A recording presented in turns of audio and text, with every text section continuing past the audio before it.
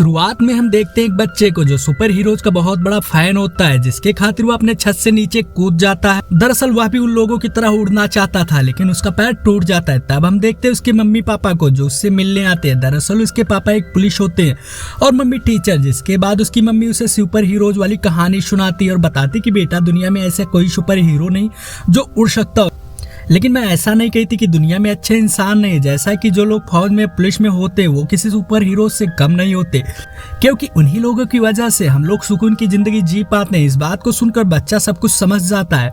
फिर हम देखते हैं समुद्र को, जहाँ पर तूफान आया होता है और उस तूफान में बहुत सारे लोग नाव लेकर फंसे होते हैं, लेकिन तभी उन्हें उम्मीद की एक किरण दिखाई देती है एक बड़े से शिप के रूप में, जहाँ हमारी मुलाकात एक ऐसे गुंडे से होती है जिसका नाम पूरे वर्ल्ड में चलता था, राणा। इस नाम को सुनकर अच्छे अच्छे पुलिस वाले भी डर जाते थे। उसका चेहरा एक तरफ से जला हुआ होता है, क्योंकि उसने बचपन से यह सब करना स्टार्ट कर दिया था, इसलिए उसे किसी चीज का खौफ नहीं होता। तभी वो शिप पर मौजूद सभी लोगों को बहुत बेरहमी से मौत के घाट उतार देता है। खैर फिर एंट्री होती है हमारे हीरो, जो कि एक पुलिस ऑफिसर होता है जिसका नाम वेदांत होता है। उसने फौज की भी ट्रेनिंग ली है, जिसके बाद उसको बैंगलोर में शिफ्ट किया जाता है, जहाँ पर क्राइम रेट बहुत ज्यादा होता है, इसलिए वेदांत को यहाँ भेजा जाता है। खैर फिर वेदांत अपने पुलिस स्टेशन जाता है, जहाँ उसका स्वागत बहुत ही धूमधाम से किया जाता है। फिर वो वहाँ सभी से बातें करता है और घूमने निकल जाता है, जहाँ हम देखते हैं कि एक पोर्ट जहाँ सिर्फ मछलियाँ ही दिखाई देती है। दरअसल यहाँ से पूरे एरिया में मछली सप्लाई की जाती है। वहीं हम गुंडे की तरह दिखने वाले कई इंसान को भी देखते हैं और तभी कुछ लड़के स्कूल की लड़कियों को छेड़ रहे होते हैं, जिसे देखकर वेदांत वहाँ जाने को सोचता है। तभी हम देखते हैं एक लड़की को जो आकर उन लड़कों को वहाँ से भगा देती है, जिसका नाम स्नेहा होता है। उसकी इस आदत पर वेदांत दीवाना हो जाता है।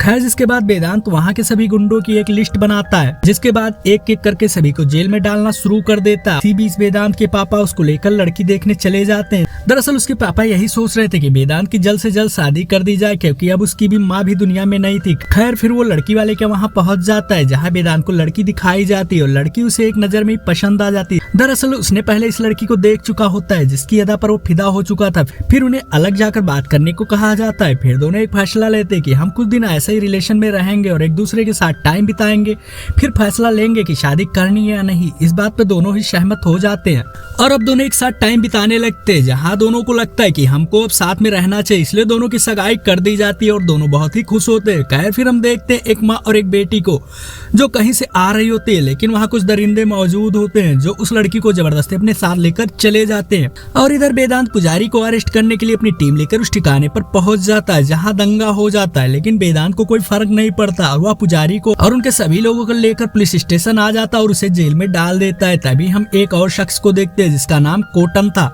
और उसे पुजारी के अरेस्ट होने की खबर दी जाती है और ठीक उसी के बाद वेदांत को ऊपर से बुलावा आ जाता है, जहां उसे सभी को छोड़ने के लिए कहा जाता है। दरअसल यह एक सिस्टम था जिसका पालन वेदांत नहीं करता था, इसके लिए उसके पापा भी उसे समझाने की कोशिश करते हैं और सिस्टम से काम करने की सलाह देते हैं। फिर तभी हम देखते हैं उस लड़की को और उसकी माँ को, जो चिल्ला चिल्ला कर इंसाफ की भीख मांग रही होते, क्योंकि उस लड़की के साथ गैंगरेप हुआ था। वेदांत भी वहीं होता है, लेकिन कुछ नहीं कर पाता, जिसके कारण लड़की अपने आप को जलाकर वहीं खत्म कर लेती है। इसे देख सभी की आंखें खुली की खुली रह जाती है और ये एक तरफा सदमा वेदांत को मिल गया था, जिसे वो भूल नहीं पा रहा था। खैर फिर एक रात कुछ गुंडे दारू पी रहे होते हैं और उसी लड़की की खबर सुनकर उसी के बारे में गलत बातें कर रहे होते हैं। तभी वहाँ कुछ आवाज आती है, जिसे सुनकर सभी अंदर जाते हैं और इसके बाद मानो खून की नदियां बहने लगती है, जहाँ हम देखते हैं एक इंसान को जो मास्क लगा सभी को मौत के घाट उतार रहा होता। दरअसल यह कोई शख्स और नहीं बल्कि बघीरा होता है, जो किसी को भी जिंदा नहीं छोड़ता। ठीक इसी के बाद पुलिस वहां आती है, जहां का मंजर देखकर उनका दिमाग हिल जाता है, क्योंकि सभी को उसने बहुत ही बेरहमी से मारा होता है। इसके बाद आग की तरह एक खबर पूरे शहर में फैल जाती है कि आखिर बघीरा कौन है और उसने इन लोगों को क्यों मारा। जिसके बाद यह सिलसिला शुरू हो जाता है, जहाँ कहीं भी लोगों के साथ अन्याय होता है वहाँ पुलिस नहीं बघीरा पहुँचता था, जिसका खौफ अब धीरे धीरे पूरे शहर में होने लगा होता है, इसलिए हर तरफ बघीरा की बातें होती है। एक दिन वेदांत को उसका एक सिपाही अपने घर बुलाता है, जहाँ वेदांत बिना कुछ सोचे समझे चला जाता है। फिर वो उसे बताता है, सर मैं जानता हूँ आप बघीरा है, लेकिन आप बिल्कुल टेंशन ना ले, यह बात मेरे सिवा किसी को नहीं पता चलेगा। लेकिन जिसके बाद वेदांत वहां से चला जाता है। फिर एक दिन अपनी मंगेतर स्नेहा से मिलता है। दरअसल उसे अब शादी नहीं करनी थी, क्योंकि अब वह जिस रास्ते पर चल पड़ा था उस रास्ते में उसकी जिंदगी का कोई ठिकाना नहीं होता। इसी सिलसिले में वो स्नेहा से शादी न करने का फैसला लेता है और वो वहाँ से चला जाता है। फिर हम देखते हैं एक जर्नलिस्ट जिसका नाम रंगना होता है, उसने आज पुजारी के खिलाफ एक आर्टिकल लिखा होता है। इसके लेकर उसको समझाया भी जाता है, लेकिन वह किसी की बात नहीं सुनता और उसे अखबार में छपवा देता है, जिसके बाद पुजारी तुरंत उसे दुनिया से ही बाहर कर देता है। रंगना को मारते हुए सभी ने देखा था, लेकिन कोई पुलिस के सामने कुछ नहीं बोलता क्योंकि वो सब उनसे डरते थे। फिर कुछ ही देर बाद पुजारी और एक पुलिस वाले की लाश वहीं पर मिलती है, जिसे देख सभी हैरान रह जाते हैं।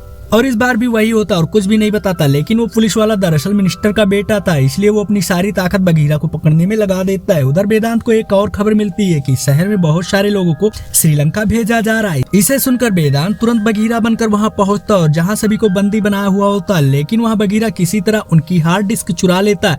हालांकि वहाँ उसे एक गोली भी लग जाती है, जिसके कारण बगीरा सीधा स्नेहा के घर आता है, जहाँ स्नेहा उसकी मदद करती है और उसे होश आ जाता है। फिर वेदांत वहाँ से चला जाता है और सीधे कोटन के पास जाता है। वहां देखता है कि कोटन पहले से ही हार मानकर बैठा हुआ है, वह भी अपनी फैमिली को मार चुका होता है। इस दृश्य को देखकर बगीरा भी टेंशन में आ जाता है। दरअसल उस हार्ड डिस्क में बहुत सारे ऐसे सबूत थे जो राणा को बर्बाद करने के लिए काफी थे, लेकिन तभी कोटन अपने आप को शूट कर लेता है। उधर राणा को इस बात की जानकारी दी जाती है।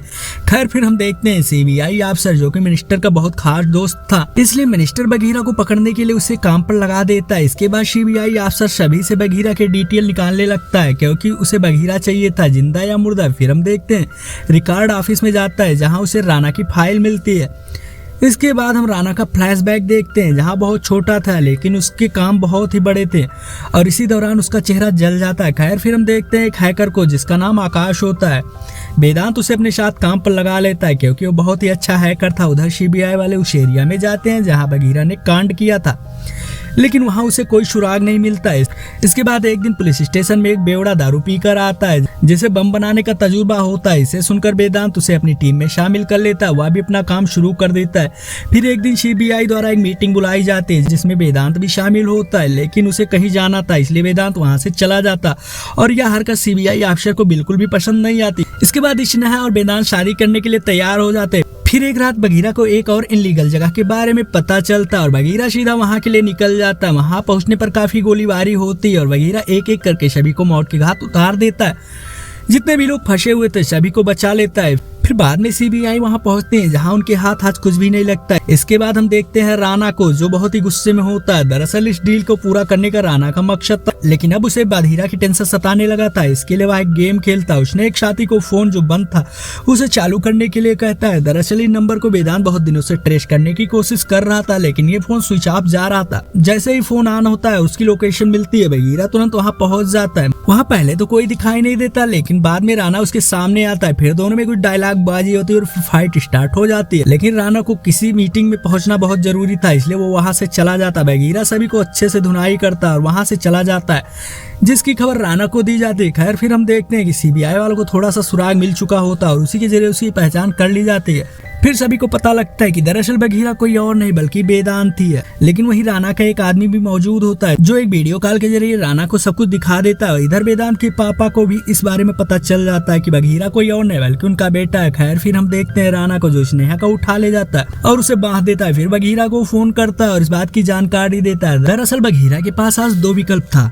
या तो वो अपने प्यार को बचाए या लोगों को बचाए। बगीरा अपने प्यार को नहीं बल्कि लोगों को बचाने के लिए जाता है। उधर राणा स्नेहा को टार्चर करने लगता है। इधर बगीरा उस जंजीर को पकड़ लेता है ताकि कोई पानी में ना गिरे, वरना कोई जिंदा नहीं बच पाएगा। उधर राणा उसे टार्चर करके मार देता है। इधर बगीरा के पास सीबीआई टीम आ जाती है, जिसके कारण बगीरा गिरफ्तार हो जाता है, क्योंकि उसने उस जंजीर को नहीं छोड़ा था। अगर वो चाहता तो जंजीर छोड़कर सभी को मरने के लिए छोड़कर वहां से भाग सकता था, लेकिन उसने ऐसा बिल्कुल भी नहीं किया, इसलिए उसे गिरफ्तार कर लिया जाता है। फिर बगीरा का इनकाउंटर करने के लिए ले जाया जाता है, लेकिन एक ऑफिसर उसे बचाने के सोचने लगता है और एक ऑफिसर उसे मारने के लिए परेशान होता है, क्योंकि वह राणा का आदमी था।